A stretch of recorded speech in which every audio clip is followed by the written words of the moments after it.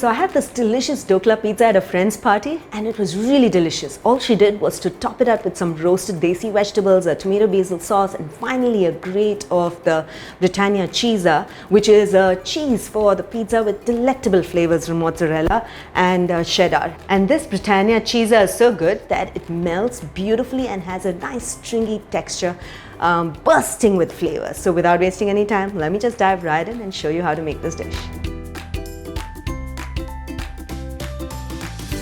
So the first thing I'm going to do is to make the Dhokla, and this is not the common Dhokla batter which is really popularly known. This is the Khatta Dhokla batter, which is made from rice, urad dal and chana dal, soaked for about few hours and then ground along with some green chilies, dahi, and then fermented overnight. And then you have the Khatta Dhokla batter, very traditional in most Gujarati homes. So to this I'm going to be adding in a few ingredients which is going to add to the health of the pizza, and that is going to be some grated carrots, which I have, and I'm going to add in some green chilies, which is going to add to the nice chatpata and spicy taste of the pizza, and some chopped mint leaves as well.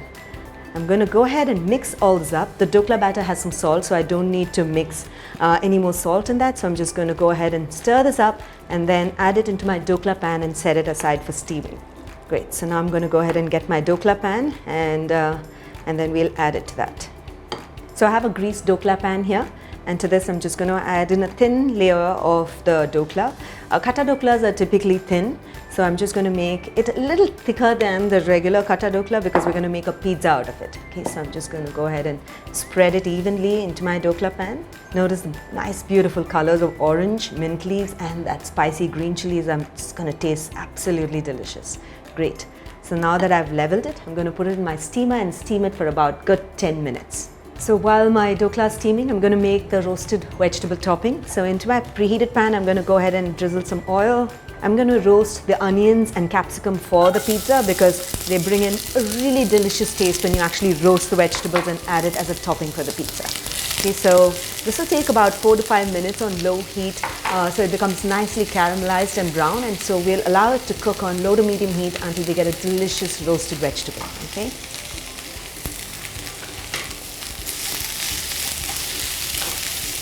Notice that the onions and the capsicum have been roasting for about good 5 minutes and they're beautifully caramelized and softened, and this is exactly how I want it to be. I'm going to turn off the heat and I'm going to show you how the Dhokla also looks. It's steamed as well in just a bit. Okay, I'm just going to keep this to the side, allow it to cool down, and then I'll show you the Dhokla. And the Dhokla is steamed. Notice how beautifully steamed it is. To check if it's done and it's not raw from the inside, just insert a spoon, and if it comes out clean and it's not raw, then it's done. It'll be a little sticky and that's fine. So at this stage I'm going to allow the Dhokla to cool down completely and then take it out, otherwise it'll crumble a bit and we won't be able to make a pizza. So allow it to cool completely a good 10 minutes, put it under the fan and it should be fine. Okay, so I'm just going to wait for that. So now I'm ready to prep up the cheese for the pizza, and I'm going to be using Britannia cheese as I promised because it's a cheese that is bursting with flavors from mozzarella and cheddar and adds a great taste to pizza, and I use it in many things apart from just pizza as well. So I'm just going to go ahead and grate the cheese. Alright, I finished grating this cheese and I'm ready to make the pizza by topping it with the various toppings which we have kept ready. So the Dhokla is cooled completely and I was able to release it very evenly and smoothly out of the pan. I'm going to go ahead and place it in my pizza pan and put all the toppings. Okay, so now for the toppings, the first thing is to smear the tomato basil sauce, and I'm just going to go ahead and add the tomato basil sauce on top of the pizza and spread it evenly. It's a fusion between the Italian and the Indian flavors, so it's a fusion pizza and believe me, it tastes really, really nice. Okay, great. Then I'm going to spread in the roasted onion and capsicum which we did a little while ago. And finally some sweet corn. This is the steamed sweet corn and black olives. And finally I'm going to spread the Britannia cheese on the top.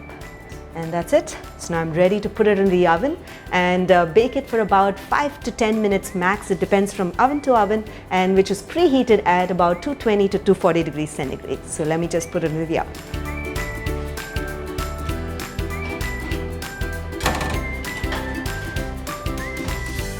Notice how the Britannia cheese melts like magic.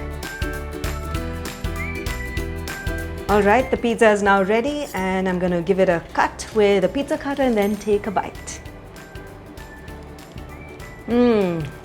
Absolutely delicious. I just got a crunch of that green chili. That melty cheesy cheese is so delicious, yummy. Simply loved it. Great. You must try this recipe. It's super delicious and awesome, and you will never believe that a dhokla can be made into a pizza. So I hope you enjoyed this pizza just like I did, and do give this recipe a try. When you do, don't forget to take a snapshot of it and share your cheesy kitchen moments with us. We'd love to hear back from you. So until then, until next time, happy cooking and healthy eating.